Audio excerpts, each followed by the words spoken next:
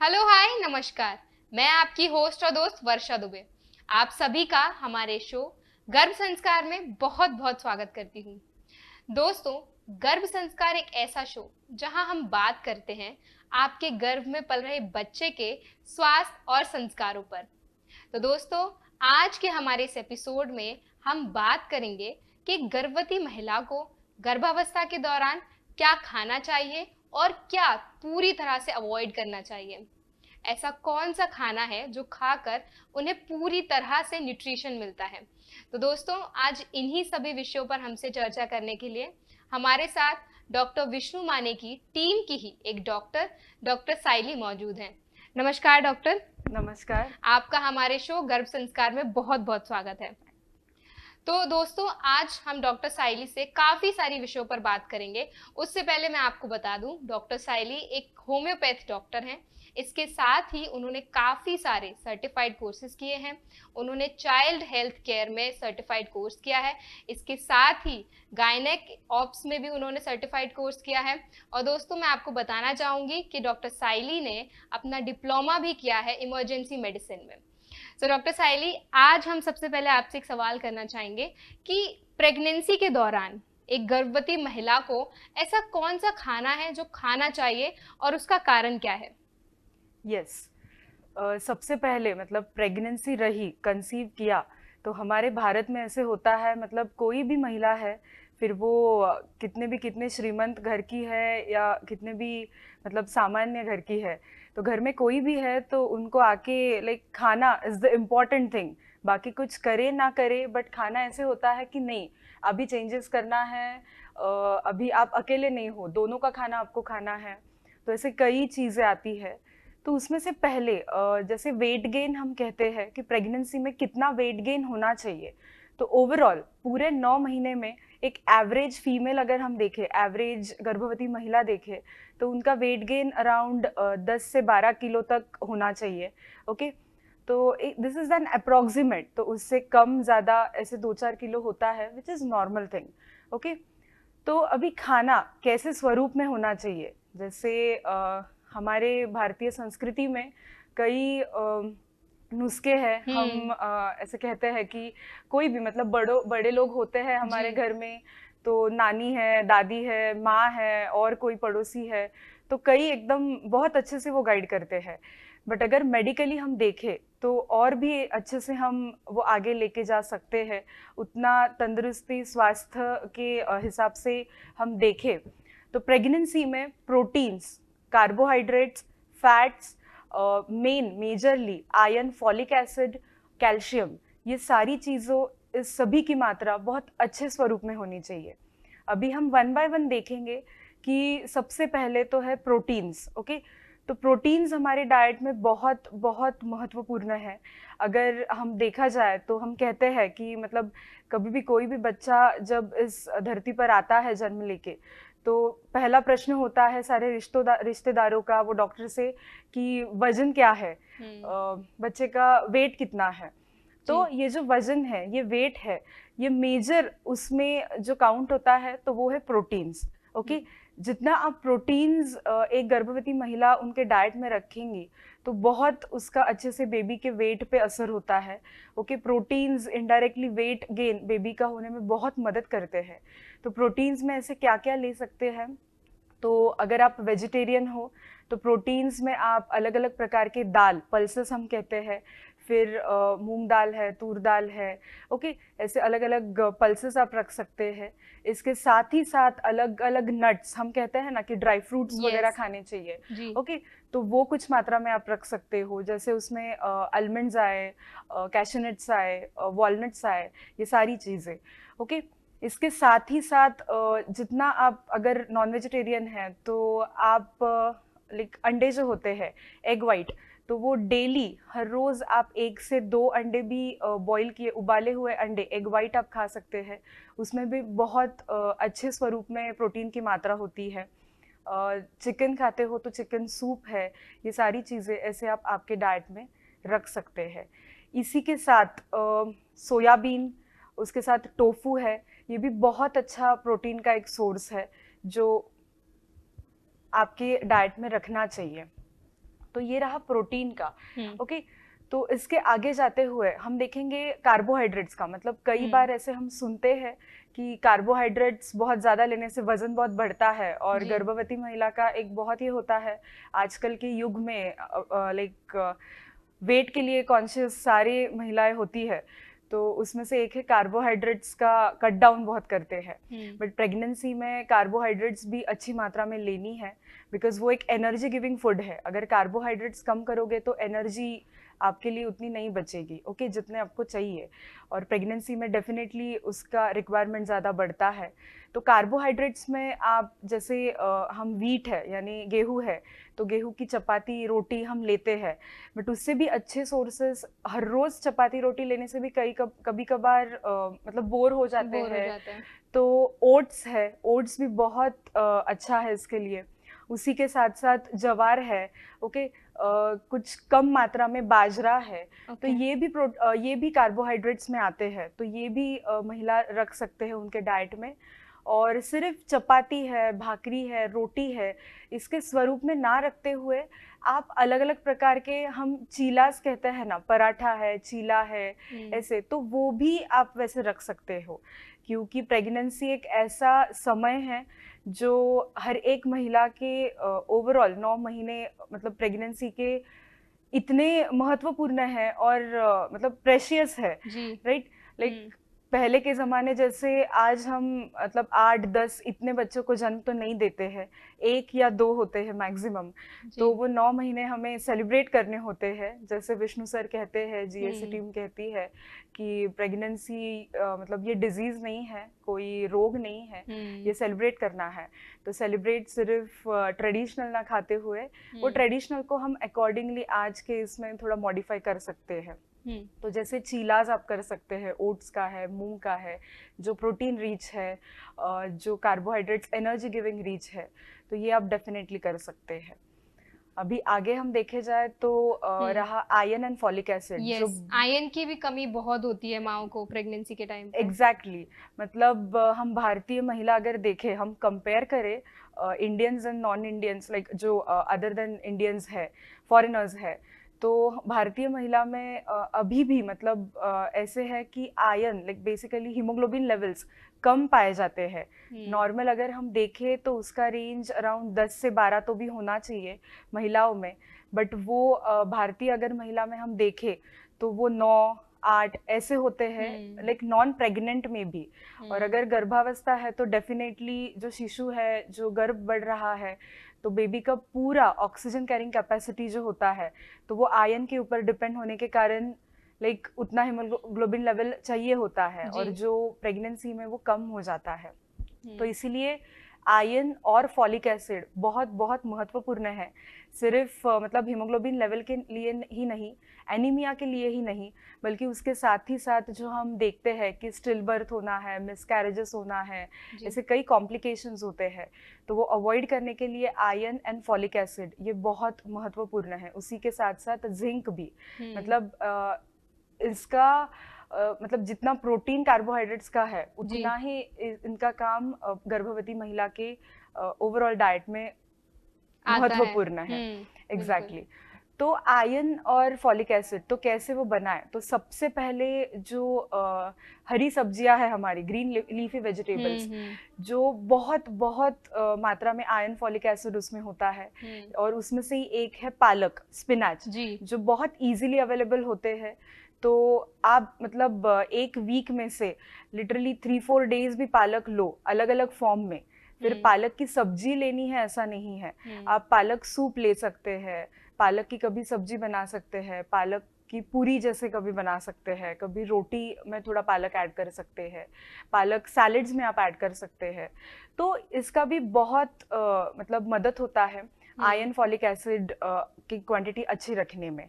पालक के साथ साथ जैसे ब्रोकोली है, बाकी के हमारे ग्रीन लीफी वेजिटेबल्स है, तो बहुत ये महत्वपूर्ण है प्रेगनेंसी में। जितने सैलेड्स आप लोगे, मतलब जितना सैलेड, जितना फाइब्रस हम कहते हैं ना, फाइबर्स भी सैलेड्स में बहुत होते हैं। तो टोमेटोज है, कैरेट्स है, क्यूकम्बर यानी ककड़ी है, तो ये सारी चीज़ें ऐसे तो आपके डाइट में रखना है। आयरन, फॉलिक एसिड नेचुरली भी हमारे शरीर में आने चाहिए। वैसे प्रेगनेंसी जैसे ही पता चलती है तो स्टार्टिंग से ही फॉलिक एसिड्स के आपको सप्लीमेंट्स आपके गायनेकोलॉजिस्ट देते ही है, जी। बट उसके साथ ही साथ ये भी बहुत महत्वपूर्ण है क्योंकि जो भी फर्स्ट ट्राइमेस्टर बेसिकली स्टार्टिंग में जो न्यूरल ट्यूब डिफेक्ट्स होते हैं, तो वो मतलब फॉलिक एसिड अगर ले तो वो कम, उसकी मात्रा बहुत कम ना के बराबर होती है न्यूरल ट्यूब डिफेक्ट्स होने की। तो अगर फॉलिक एसिड कम है तो वो चांसेस बढ़ते हैं वो डिफेक्ट के। तो definitely iron and folic acid का महत्व बहुत है। तो आयरन, और इसमें मतलब ओवरऑल आप पीनट्स जैसे हम कहते हैं ना, जैगरी गुड़ है, हाँ, गुड़, तो वो खाना है। उसी के साथ साथ ग्रीन लीफी वेजिटेबल्स में बाकी तो सब आए, बट पुदीना है, रागी है, ये भी आप आपके डाइट में रख सकते हैं। फिर अलग अलग फॉर्म कोई सब्जी में ऐड करो। कभी रागी का मतलब आजकल मोमोज का बहुत ट्रेंड है, तो रागी के भी मोमोज आप बना सकते हैं। तो मोमोज यानी फ्राइड नहीं, बट बॉईल किए हुए रागी के फ्लोर के मोमोज बना सकते हैं। उसके अंदर कुछ हेल्दी स्टफिंग, जैसे सैलेड्स मैंने कहा, तो कैरेट्स है, क्यूकम्बर है, इसका कुछ हेल्दी स्टफिंग डालते हुए वो बना सकते हैं। रागी का चीला बना सकते हैं। पैनकेक्स आजकल बहुत ये हुआ है ट्रेंड, मतलब वैसे देखा जाए तो चीला ही है वो, छोटे प्रकार का, स्वीट चीला हम कहते हैं। तो रागी के इसमें गुड़ थोड़ा ऐड करते हुए वो भी आप कर सकते हैं। तो मुझे इतना ही कहना है कि क्या खाना है उससे, वो तो मतलब सभी को पता है शायद ऑलमोस्ट, मतलब हम इतने ये हुए हैं, बट किस तरीके से खाना है वो भी इम्पोर्टेंट है, बहुत मैटर करता है। क्योंकि प्रेगनेंसी में ऐसे है कि हार्मोनल चेंजेस इतने होने के मतलब होते हैं कि मतलब कभी मूड स्विंग्स होते हैं, कभी मतलब हंसने का मन करता है तो कभी रोने का मन करता है, कभी कुछ खाने का मन करता है तो कभी ना खाने का मन करता है। तो ऐसे अलग अलग वे में, अलग अलग फॉर्म में आप कुछ ये चीज़ें खाओगे तो डेफिनेटली आपको वो बहुत बहुत हेल्प होगा। अभी अगला हम देखे तो कैल्शियम। ओके, तो कैल्शियम उस मतलब कैल्शियम एक तो सभी को लाइक पता है कि दूध और मेजर सोर्स एग्जैक्टली तो आजकल कितना वो प्योर है वो भी मैटर करता है जी। तो डेयरी है, डेयरी प्रोडक्ट्स है, वो वहाँ से आपको डेफिनेटली कैल्शियम मिलेंगे।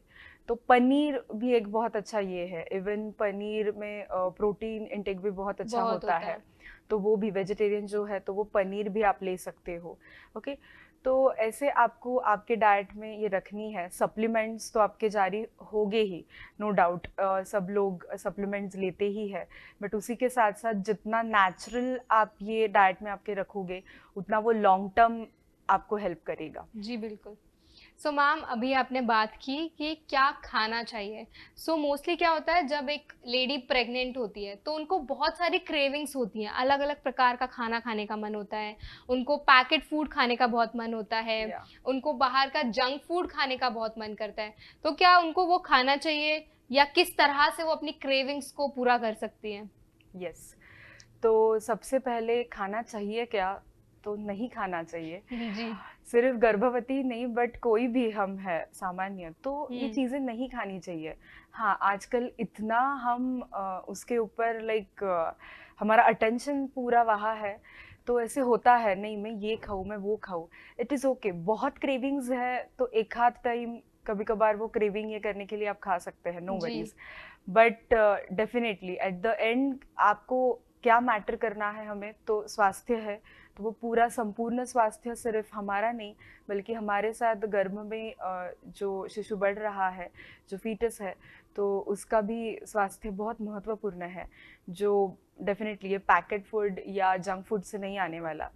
तो क्रेविंग्स कैसे सेटिस्फाई करने चाहिए, तो जैसे मैंने अभी लास्ट इसमें कहा कि अलग अलग फॉर्म्स में, जैसे आप चीलास कर सकते हैं घर में, मोमोज आप अलग अलग इसमें कर सकते हैं, इवन पैनकेक्स आते हैं, तो पैनकेक्स भी अलग अलग फॉर्म में मतलब बहुत अच्छे से हम वो कर सकते हैं। पराठा फॉर्म में है, तो जितना सूप है, तो ऐसे हम अलग वे में आप खा सकते हो। हाँ, कभी एक हाथ कभी लगा कि चलो कुछ फ्राइड खाना है तो इट इज़ ओके, तो एक हाथ दूसरा आप वो भी खा सकते हैं, बट बार बार बाहर का खाना इज डेफिनेटली नॉट गुड। तो एक तो फिजिकली हम देखें तो it is not good, and second thing जैसे हम सारे भारतवासी है, भारतीय संस्कृति कहीं ना कहीं हम में थोड़ी बहुत आज भी है, ऐसे मुझे लगता है। तो मतलब क्यों कहते थे कि जो महिला या कोई भी रसोई घर में है तो वो रसोई घर का वातावरण प्रसन्न होना चाहिए, ये जी क्यों कहते थे? क्योंकि जैसे जो बना रहे हैं खाना, जैसे तरीके से जो भावना है उनके अंदर जब खाना बनाते वक्त, तो वो भी बहुत मैटर करती है। वो सारी चीजें जो खाना बना रहे हैं तो उसमें वो सब कुछ आता है। तो जी इसीलिए बाहर जो बनाया है तो हमें पता नहीं कि क्या तरीके से बनाया है, किसने बनाया है, ये सारी हम्म। चीजें। तो हाइजीन के साथ साथ ये भी कहीं ना कहीं मैटर करता है, जो हम सात्विक अन्न कहते हैं। सात्विक भोजन। एग्जैक्टली जी तो वो भी मैटर करता है, तो ये विचार भी बहुत मैटर करते हैं। तो इसीलिए जितना हो सके उतना घर में बनाना है। हाँ, ऐसे कभी हो सकता है कि वो महिला खुद नहीं बना सकती है कुछ अलग अलग रीज़न की वजह से, कभी बेड रेस्ट है, कभी कुछ और रीज़न है, तो it is okay. But at least जो बना रहे हैं तो जी उन्हें ये चीज़ें बता सकते हैं कि कैसे वो वातावरण हमें स्वास्थ्यपूर्ण और प्रसन्न रखना जी है। ओके, तो इसीलिए जंक फूड अवॉइड करो, जितना हो सके उतना घर का खाओ खाओ। जी और बिल्कुल। स्वस्थ रहो। जी बिल्कुल। तो दोस्तों, जिस प्रकार से हमारी डॉक्टर ने बताया कि जंक फूड और बाहर का जो खाना है वो बिल्कुल अवॉइड करें गर्भावस्था के दौरान। और यदि गर्भावस्था या गर्भ संस्कार के संबंधित कोई भी सवाल आपके मन में है, यदि कोई प्रश्न आप पूछना चाहते हैं, तो हमारे स्क्रीन पर दिए गए कॉन्टैक्ट डिटेल्स पर संपर्क कर सकते हैं। मैम, अभी आपने बताया कि किस प्रकार से हमें जंक फूड बिल्कुल भी नहीं खाना चाहिए। तो इसी के साथ मुझे लगता है कि ऐसे काफ़ी सारे फूड आइटम्स होंगे, ऐसे काफ़ी अदर फूड आइटम्स भी होंगे जो एक गर्भवती महिला को प्रेगनेंसी के दौरान बिल्कुल अवॉइड करने चाहिए। तो क्या ऐसे कोई फूड आइटम्स हैं जो उनको कंप्लीटली अवॉइड करने हैं गर्भावस्था के दौरान? वैसे देखा जाए तो मतलब डूज एंड डोंट्स, लाइक कई यस। कॉन्ट्रा इंडिकेशंस है। या कई कहते हैं कुछ खाने हैं, कई कहते हैं हम्म। कुछ नहीं खाने हैं।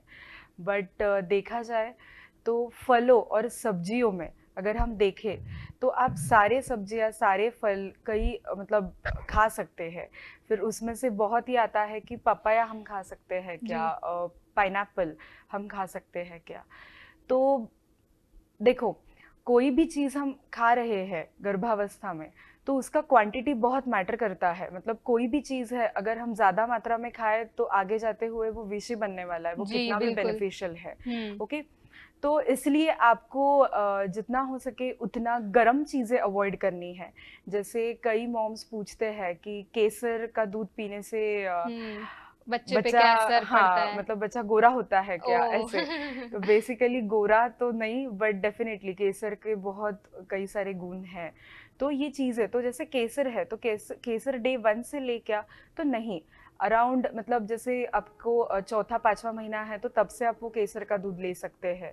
तो ऐसे कुछ गर्म चीज़ें, जैसे आप पपाया है, पाइनएप्पल है, वो भी स्टार्टिंग के पहले 2 ट्राइमेस्टर में यानी एक 6-7 महीने तक तो अवॉइड ही करना चाहिए। जी और बहुत ही क्रेविंग है तो अराउंड 8-9th मंथ में थोड़ा एक आध दो स्लाइस आप खा सकते हो। जी उसमें से एक मेजर, मतलब जब समर सीजन होता है, मैंगोज का सीजन होता है, तो कई महिलाएं, लाइक कई पेशेंट्स पूछते हैं कि मैम मैं मैंगोज कितने खा सकती हूँ, जी क्योंकि ये तो सिर्फ ये सीजन में ही आते हैं। तो फिर मतलब मैं तो इसके सिवा रह नहीं सकती, हम्म। ये अभी गया तो सीजन गया, ऐसे। तो मैंगोज भी आप खा सकते हैं, कोई डाउट नहीं। बट डेफिनेटली पोर्शन क्वांटिटी बहुत मैटर करती है। जी जैसे हम मैंगो लवर्स होते हैं तो वो लिटरली एक एक दिन में 4-4 5-5 भी आम खाते हैं, आमरस है या और कुछ बनाए हुए चीज़ें। बट प्रेगनेंसी में मतलब हो सके तो लाइक वीक में, एक आध वीक में आप एक आध दो बार, एक आध दो दिन ऐसे एक आधा मैंगो आप खा सकते हो। बहुत ही है तो अल्टरनेट डेज एक आध दो स्लाइस आप खा सकते हैं। ओके, तो ऐसी चीज़ें आपको लेनी है। इसके साथ ही साथ जो नॉन वेजिटेरियंस है तो जो फिश खाते हैं, तो फिश में कई ऐसे फिश है जिनका मर्क्यूरी कंटेंट, मर्क्यूरी लेवल्स बहुत ज़्यादा होते हैं, ओके। तो वो आपको प्रेगनेंसी में अवॉइड करने हैं। क्रैब्स, खेकड़े जो जी होते हैं, या तो वो भी आपको प्रेगनेंसी में अवॉइड करने हैं। ओके, कोई भी चीज़ है, फिर मतलब वेजिटेरियन है, नॉन वेजिटेरियन है, आप पर्टिकुलर वो उतने क्वांटिटी में ही रखना है। जितना like less quantity, okay, and moderate quantity. तो अगर उतना खाओगे तो डेफिनेटली बेनिफिशियल ही होगा, उससे ज़्यादा है तो वो it is not good. Yes, जी बिल्कुल। डॉक्टर, हमारी जो भारतीय किचन है, मतलब हमारी जो रसोई होती है, उनमें बहुत सारे ऐसे खाद्य पदार्थ, बहुत सारे मसाले पाए जाते हैं। तो हमारे जो बड़े होते हैं वो अक्सर हमें बोलते हैं कि उनके खुद के नुस्खों से बने हुए, जैसे घी के लड्डू खा लो या और भी कई सारी चीजें ऐसी। तो क्या एक गर्भवती महिला को वो सब चीजें खानी चाहिए और उससे बच्चे पे क्या प्रभाव पड़ता है? Yes, definitely. वैसे हमारे भारतीय संस्कृति में कई चीज़ें ऐसी है, कई ऐसे नुस्खे हैं, कुछ मतलब इतने हम अभी साइंस इतना आगे गया है तो हम सोचते हैं अरे मतलब अभी हमारे पास प्रूफ्स है, ये खाने से ये बढ़ता है, वो खाने से वो होता है। जी। बट भारतीय संस्कृति में ये इतने अच्छे से अच्छे स्वरूप में बांध कर दिया है ना सब, कि मतलब वो बहुत अच्छे ही है जी। सारी चीजें। हम्म। तो उसमें से एक, जैसे आपने कहा घी के लड्डू, अभी उसमें घी और ड्राई फ्रूट्स आते हैं। तो घी के बारे में भी मैं यहाँ बताना चाहूंगी कि कई लोगों को लगता है कि घी गर्म होने के कारण घी प्रेगनेंसी में नहीं लेना है स्टार्टिंग में। घी अगर बहुत ज़्यादा ले तो नॉर्मल डिलीवरी होती है।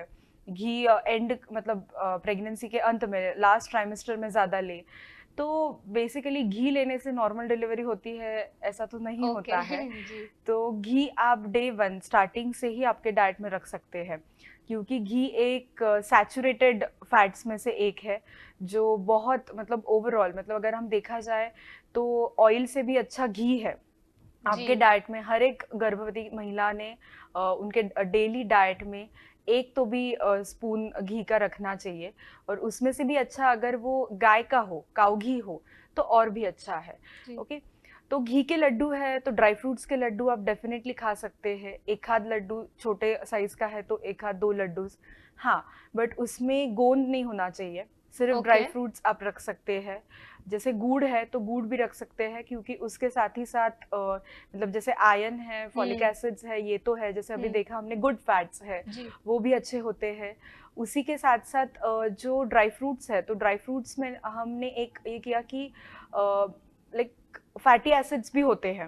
ओके, तो वो भी बहुत इंपॉर्टेंट होते हैं बेबी के ओवरऑल ब्रेन डेवलपमेंट के लिए, ये सारी चीज़ों के लिए। ड्राई फ्रूट्स में कई विटामिन्स है, मैग्नीशियम्स है, ये चीज़ें होने के कारण भी वो बहुत हेल्दी होते हैं।